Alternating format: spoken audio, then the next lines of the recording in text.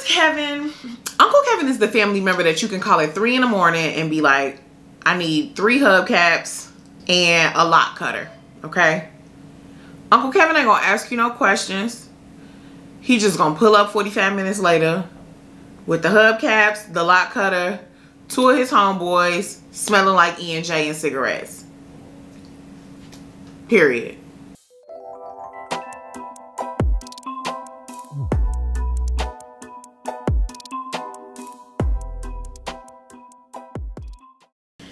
Hey y'all, welcome back to my YouTube channel. I'm Cecily, also known as Bad Fat Black Girl. I'm a writer, I'm an entertainment journalist, I'm a trap feminist, and Buried by the Bernards is my new favorite show.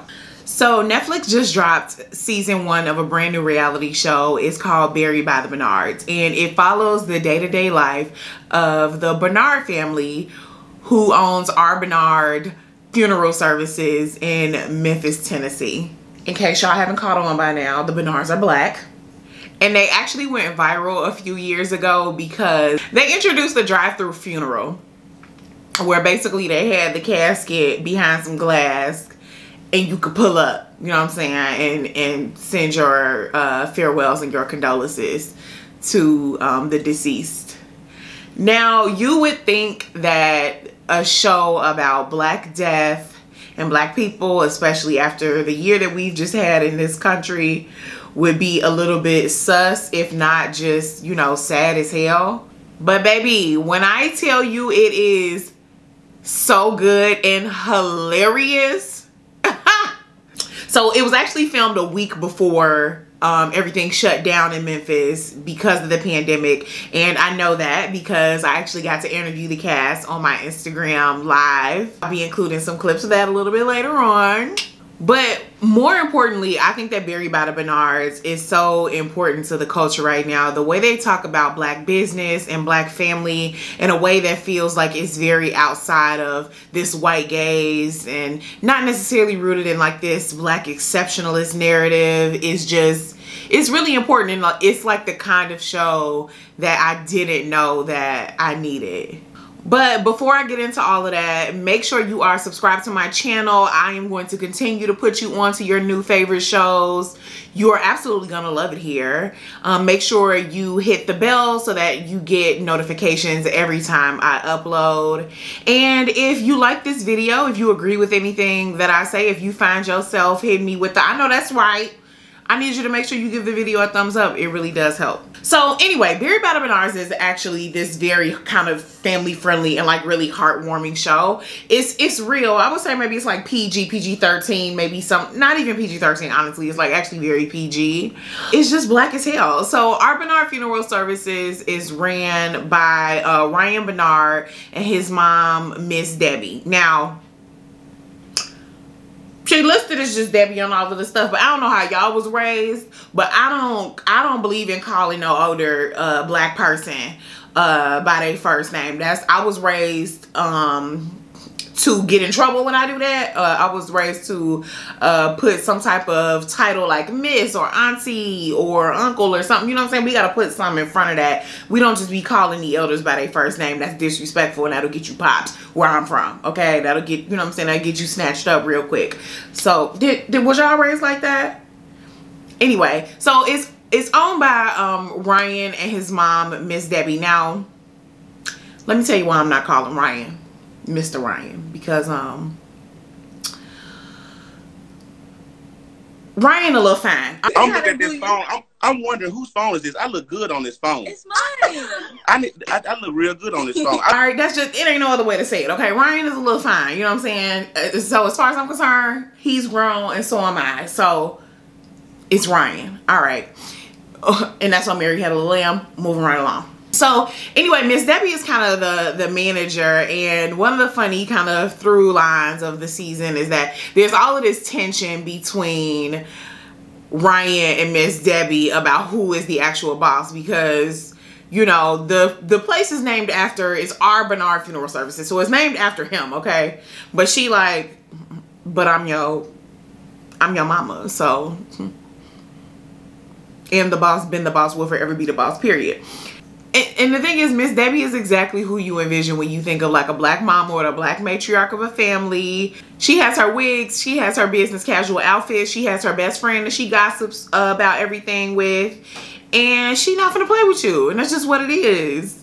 So Ryan's two daughters, Reagan and Deja, also work at the funeral home, and they handle like a lot of administrative tasks. Reagan, who is the youngest, is really not into dealing with bodies and none of that. Sis don't even really like to go to the funerals at the cemetery because she's not trying to mess up her shoes. And Deja is the older sister. She's in her 20s, and at the start of the season she's pregnant. She's expecting her second child with her boyfriend. And Reagan is actually weighing out her options for college, so she's getting ready to head off to college. So like, it's really just like kind of like this wholesome family. Now, one of like actually my favorite kind of storylines is that there's an episode where we find out that Deja did not meet her dad until she was like 15. And I actually got to ask them about this during the interview. You can check that out. Well, it was really easy because her and Reagan hit it off wonderful. You know, we embraced her with open arms. She's ours, you know, she's mine. So it was no problem.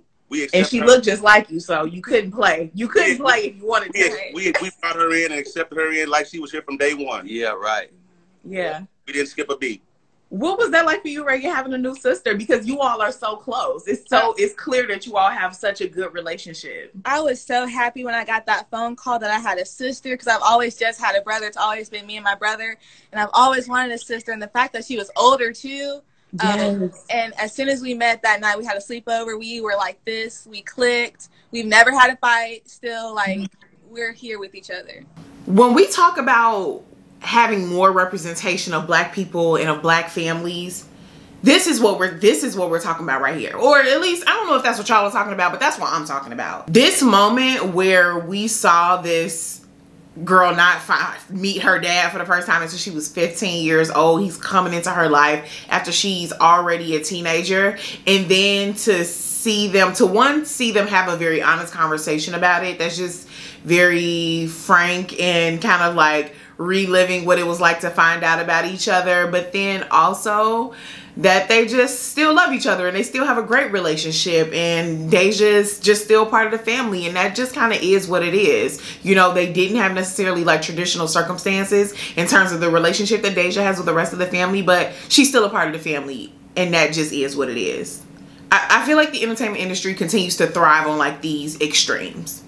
They are either obsessed with black pain and tragedy and crisis, or on the other end of that, we only get to see black people when they are like placed within a sea of whiteness to try to find their blackness within that, or when it's like this narrative of like black exceptionalism, right? And I think in a lot of ways, like the real nuances of black families and the real kind of experiences of black families, they fail at telling those stories and showing them in a way that normalizes them, and talking about black families that are not nuclear or traditional. I just think it's important because a lot of black folks come from families like that. A lot of us live with our aunties. We might not live with our parents. Some of us have family members that we met later on in life because of whatever the circumstances may be. A lot of us have blended families. A lot of us live with our extended families. And it doesn't always have to be a TLC moment or a Jerry Springer moment about it either. That's just what our families look like.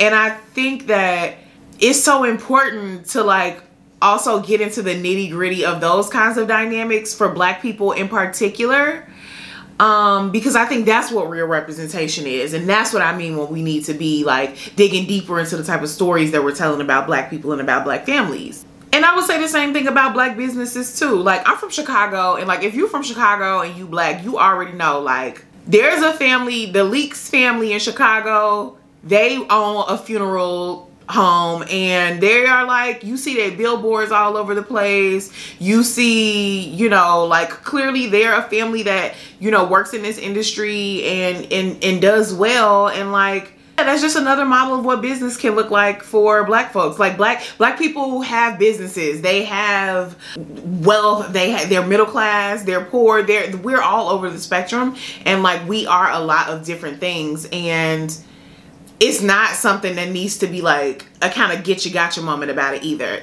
Does that make sense what I'm saying? Like, what I think is important about Barry Battle Bernards is that it's very much so like, oh, just here, meet this family. It's not, let me put you on game to these exceptional circumstances of this family that work at a funeral home. Oh, can you believe that? Like, nah, like it is what it is. Now, speaking of the family, the real breakout star of Barry Battle Bernards is Uncle Kevin. Okay? And this is how you know the show real black, because they call him Uncle Kevin.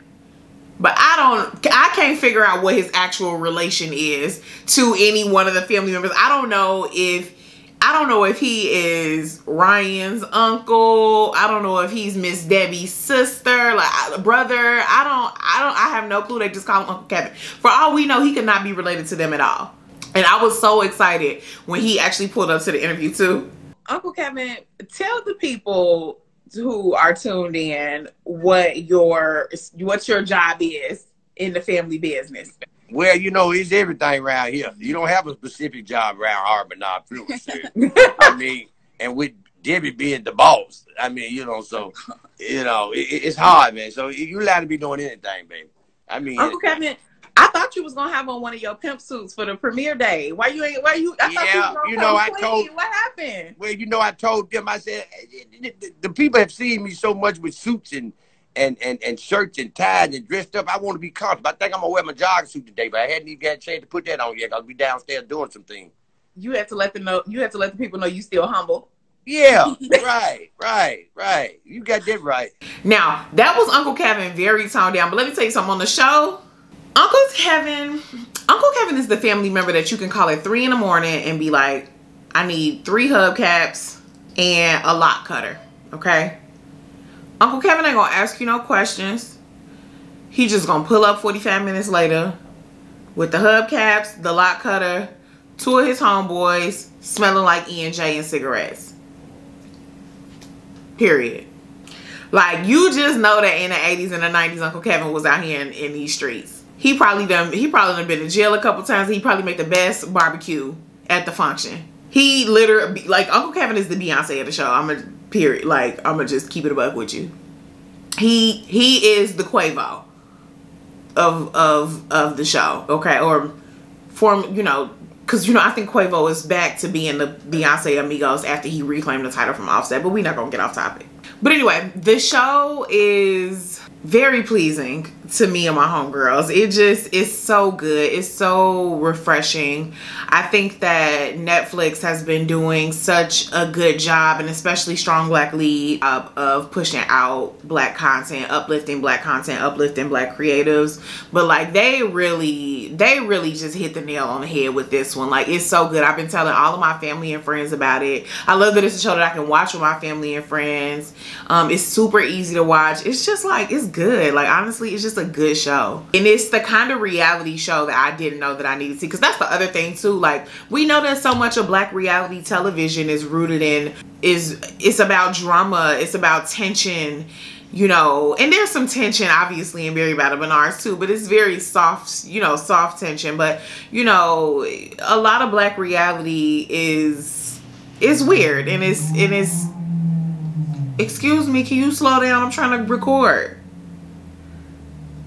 A lot of black reality is weird and kind of toxic and, you know, messy. And this is not. And this is just very soothing. It's very soothing to the spirit. It's like a nice cup of tea. I love it. I would love to know what you think about the show. Let me know down in the comments if you've seen it already, if you want to watch. Also, if you want to check out the full interview that I got to do with Reagan and Ryan and Uncle Kevin, you can watch that on my Instagram channel under the IGTV tab. You should also be following me on Instagram at Bad Fat Black Girl. Let me know what you think about the show, what you thought about the interview. And as always, give this video a thumbs up and thank you so much for watching.